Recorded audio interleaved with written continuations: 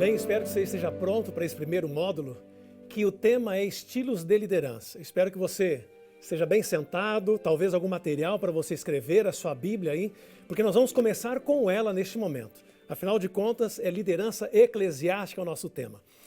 Em Provérbios, no capítulo 29 e o verso 2, abra sua Bíblia, por favor.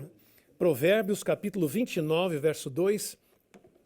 E eu vou ler numa versão que é a nova versão transformadora, Nova versão transformadora diz assim: quando o justo governa, o povo se alegra, mas quando o ímpio domina, o povo geme. Você tem noção a luta que é para um liderado, às vezes ter um líder que não está qualificado, bem intencionado, liderando, o povo todo sofre. E não é apenas no mundo social, político, etc., sobretudo no mundo espiritual.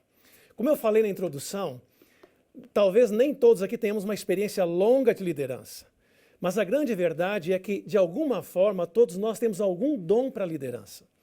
As lideranças são muito diferentes. E eu até sugiro que você faça um dos muitos testes de liderança que há na internet e em muitos outros livros para saber qual é o seu perfil de liderança. Mas muitas vezes nós usamos mais de um perfil dependendo do momento e das circunstâncias em que nós estamos envolvendo. Talvez a igreja passe por um momento que meu estilo de liderança deve ser um ou um outro num outro momento. E o tema de hoje é estilos de liderança. É possível que você sinta que você foi chamado, vocacionado por Deus para uma missão. E talvez circunstancialmente Deus tenha colocado você numa outra tarefa neste momento. Eu quero analisar com você uma das muitas subdivisões da liderança. Por exemplo, dos estilos de liderança. Cada livro quase traz de uma perspectiva um pouco diferente. Essa perspectiva que aí está, vai desde alguém que olha mais o macro, olha o foco, o objetivo final, que é o visionário, onde é que nós queremos chegar, até o mais próximo, que tem a ver mais com tarefas. E aí está a palavra autoritário. Qual é o melhor modelo? É o visionário, é o coaching, é o afiliativo, é o demonstrativo, é o marcador de ritmo, democrático, ou autoritário? Nós não podemos dizer que exista um melhor ou um pior. Por exemplo, visionário, se a igreja está faltando o foco, entender para onde ela deve ir, entender os seus objetivos, esse é o perfil do líder naquele momento.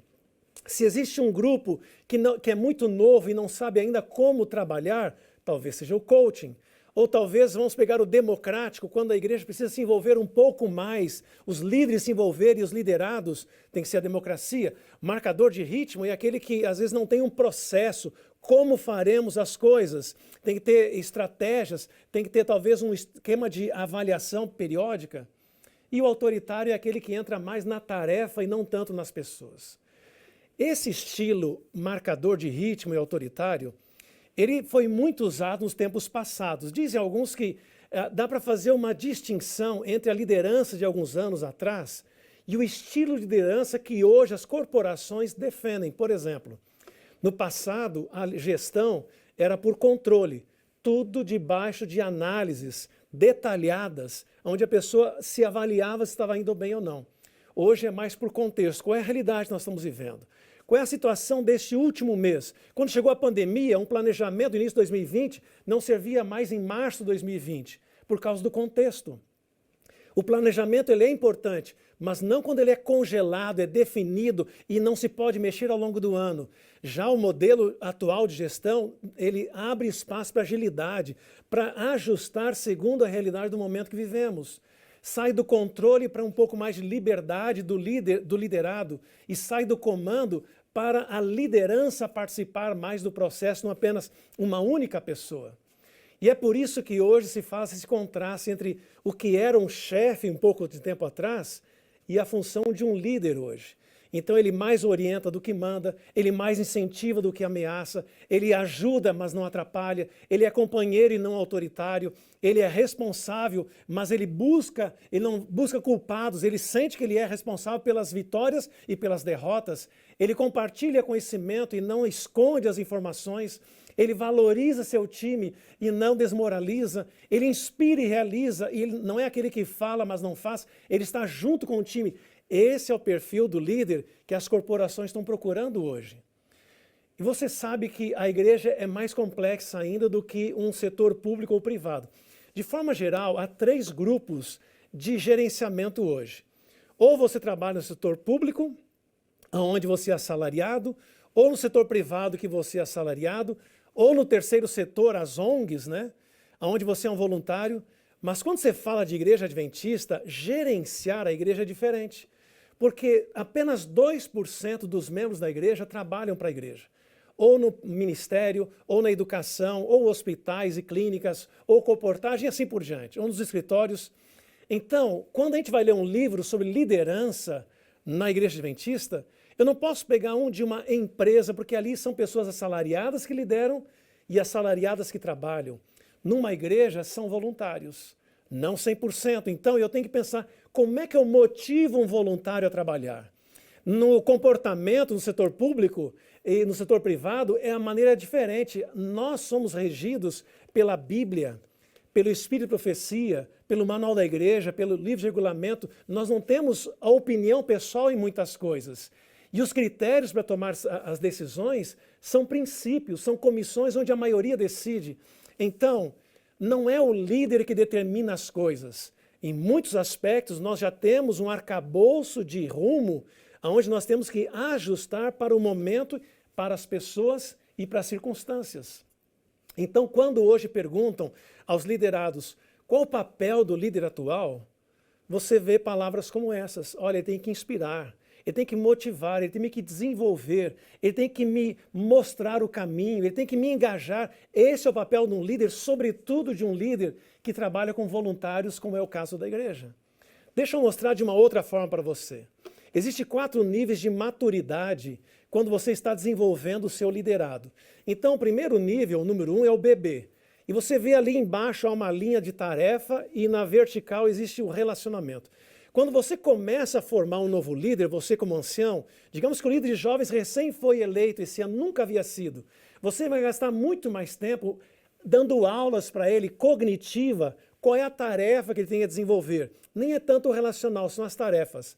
Passado um tempo, ele sai do nível bebê para o nível criança, isto é, você agora fortalece tarefa, mas também relacionamento. Ele precisa de amparo, apoio. Agora você não apenas fala, mas vai lá e faz, isso é discipulado, para que ele veja você realizar.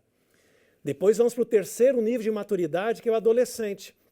Quando você já deixa a outra pessoa se desenvolver e você apenas acompanha. Aqui mais importante é o relacionamento que você tem com o liderado do que com a tarefa em si, porque ele já aprendeu nos 2 primeiros momentos. E o momento de maturidade maior de um liderado, e ele está pronto para ser um novo líder, é quando você não precisa gastar tanto tempo nem no relacionamento, nem na tarefa, porque ele já sabe como fazer e por que fazer. Eu diria que essa maturidade, ela acontece quando essas 2 palavras, elas são muito fortes. Alinhamento e autonomia. O que é alinhamento? É você mostrar o objetivo final, o destino, quais são os valores, qual é o final da estrada que a igreja tem ou o departamento tem. E um outro lado é a autonomia. Então, por exemplo, quando você olha no quadrado de baixo da esquerda, diz que quando você não alinha, não mostra o objetivo do departamento para alguém ou da igreja e não dá autonomia, existe uma cultura de indiferença do liderado que diz assim, eu não sei para onde vou e também não tenho autonomia de fazer do meu jeito. Então ele fica travado ali. Se você mostra o caminho final, o destino, mas você não dá autonomia, existe um conformismo. Olha, eu sei onde ir, eu até que tenho ideias para fazer melhor ainda, mas eu estou travado porque eu não tenho autonomia. Essa é uma organização autoritária. Mas vamos imaginar que você dê autonomia bastante aos seus liderados, mas não mostre o objetivo final. Sabe o que acontece? Uma cultura caótica, porque a pessoa está cheia de vontade, ela tem autonomia e ela faz muita coisa, mas ela não sabe para onde ir. Então cada um vai para o seu caminho, para o seu destino, porque ela não sabe para onde deve ir. As grandes corporações, e a igreja não é diferente, que elas têm êxito, é quando nós mostramos o destino claramente, o objetivo para os nossos liderados e damos autonomia. Então existe uma cultura de colaboração. Você entende o que é isso? Quanto mais alinhamento, quanto mais você mostra o objetivo da igreja e dos departamentos, mais autonomia você deve dar aos seus liderados. Para fechar esse conceito, eu diria que essas 3 palavrinhas, elas precisam estar unidas. Quanto mais conhecimento, informação e tarefa sobre a tarefa eu dou e apaixono a pessoa pelo projeto, ela vai ter uma atitude de resposta aos projetos da igreja. Foi isso que Ellen White escreveu quando pôs o seguinte, quando escreveu o seguinte: Deus poderia haver conseguido seu objetivo na salvação de pecadores sem o auxílio do homem. Sabia, porém, que o homem não podia ser feliz sem desempenhar uma parte na grande obra em que cultivaria a abnegação e a beneficência. Em outras palavras, nós precisamos da tarefa para nos apaixonar. E quando eu dou informação e apaixono a pessoa, as coisas acontecem. Essa é a primeira parte, então, dos estilos de liderança que você aprende um pouquinho neste momento para ver como é que você pode desenvolver o seu estilo na sua comunidade e neste momento.